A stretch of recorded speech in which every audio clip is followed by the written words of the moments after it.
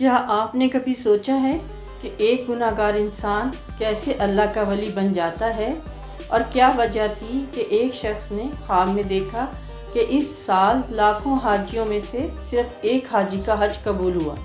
آج کی اس ویڈیو میں ہم آپ کو سنائیں گے دو ایسے ایمان تازہ کر دینے والے واقعات جو دل کو ہلا دے گا۔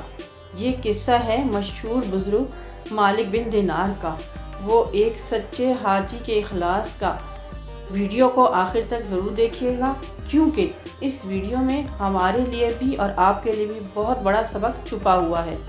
بسم اللہ الرحمن الرحیم۔ السلام علیکم ناظرین۔ مالک بن دینار کون تھے؟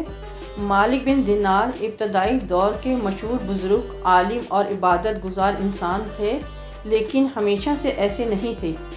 کہا جاتا ہے کہ جوانی میں وہ دنیا کی رنگینیوں میں گم رہتے تھے، مگر ایک ایسا واقعہ پیش آیا جس نے ان کی زندگی بدل دی اور انہوں نے سچی توبہ کی، راتوں کو رونا شروع کر دیا اور پھر اللہ کے ایسے ولی بنے کہ لوگ دور دور سے نصیحت لینے آتے۔ مالک بن دینار کہتے ہیں کہ میں نے زندگی میں 14 سال مسلسل حج کیے۔ جب ایک سال حج کا موسم آیا، ہر طرف لبیک اللہم لبیک کی صدائیں گونج رہی تھیں، لوگ دور دور سے بیت اللہ کی طرف روانہ ہو رہے تھے۔ مالک بن دینار بھی حج کے ارادے سے مکہ مکرمہ پہنچے۔ وہ دیکھتے ہیں کہ ہزاروں لوگ طواف کر رہے ہیں، کوئی رو رہا ہے، کوئی دعا مانگ رہا ہے، کوئی اپنے گناہوں کی معافی چاہ رہا ہے۔ یہ منظر دیکھ کر ان کا دل بھی اللہ کی محبت سے بھر گیا۔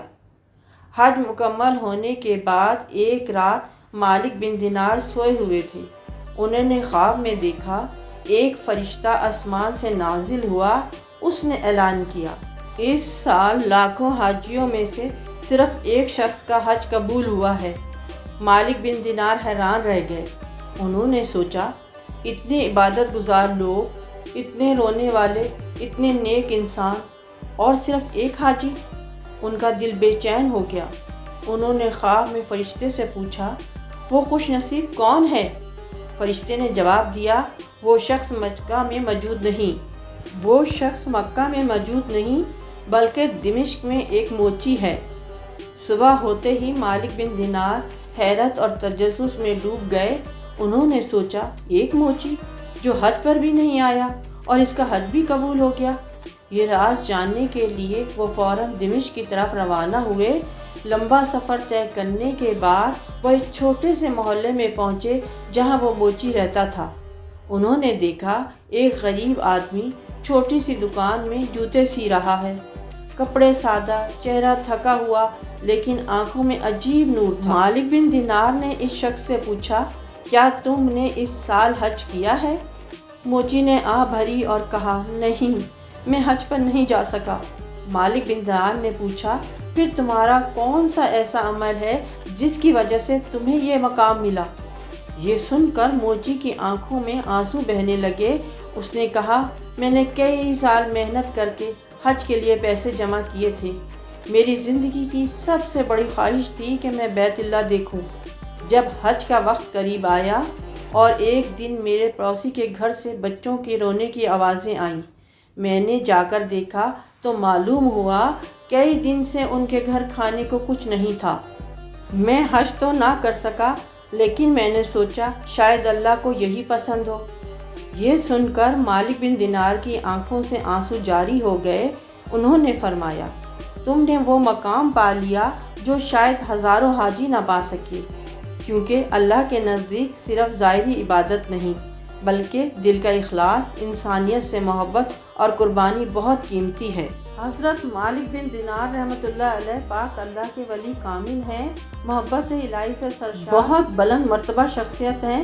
آپ فرماتے ہیں، اللہ پاک نے مجھے 14 سال مسلسل حج کی سعادت عطا فرمائی۔ میں ہر سال مکہ مکرمہ میں حاضر ہوتا، کعبہ شریف کا طواف کرنے کی سعادتیں حاصل کرتا، اور ہر سال میں وہاں ایک شخص کو دیکھتا، وہ خانہ کعبہ کا دروازہ پکڑے ہوئے ہوتا۔ جب وہ تلبیہ یعنی لبیک اللہم لبیک کہتا تو غیب سے آواز آتی، لا لبیک، یعنی تیرا لبیک قبول نہیں۔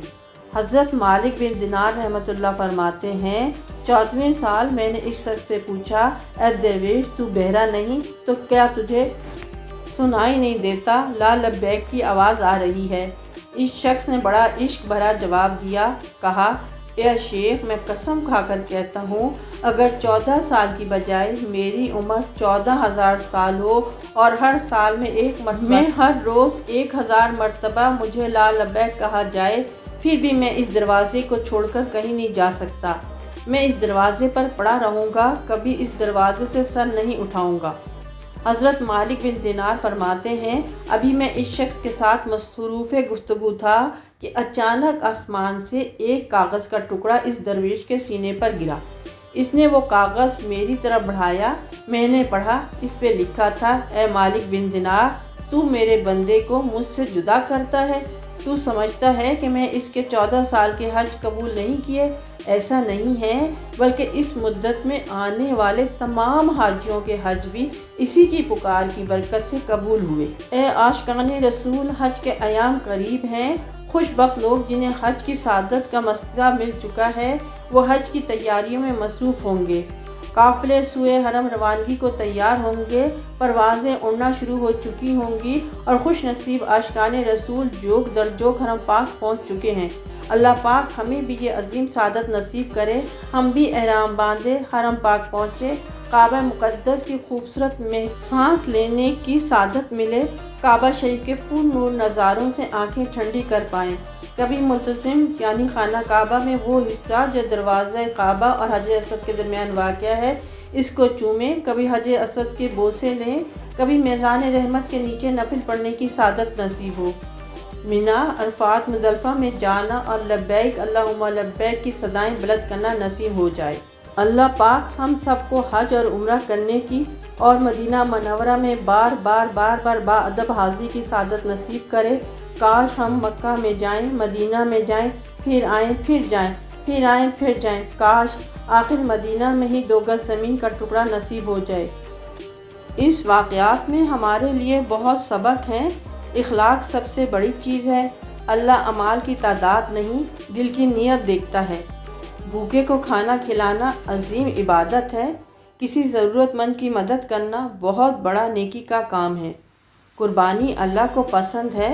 मोची ने अपनी ज़िंदगी की सबसे बड़ी ख्वाहिश कुर्बान कर दी। अल्लाह दिलों के हाल जानता है। हो सकता है दुनिया में कोई इंसान मामूली नज़र आए, लेकिन अल्लाह के नज़दीक वो बहुत बुलंद मकाम रखता हो। अल्लाह ताला हमें भी सच्चा इखलास अता फरमाए, रयाकारी से बचाए और दूसरों के दुख दर्द को महसूस करने वाला दिल अता फरमाए। आमीन या रब्बुल आलमीन। अगर आपको ये ईमान अफरोज़ वाक़यात पसंद आए तो वीडियो को लाइक करें, चैनल को सब्सक्राइब करें और कमेंट में ज़रूर लिखें। इखलास ही असल कामयाबी है। फिर मिलेंगे एक नई वीडियो के साथ, तब तक अपना ख्याल रखें। अल्लाह हाफिज़।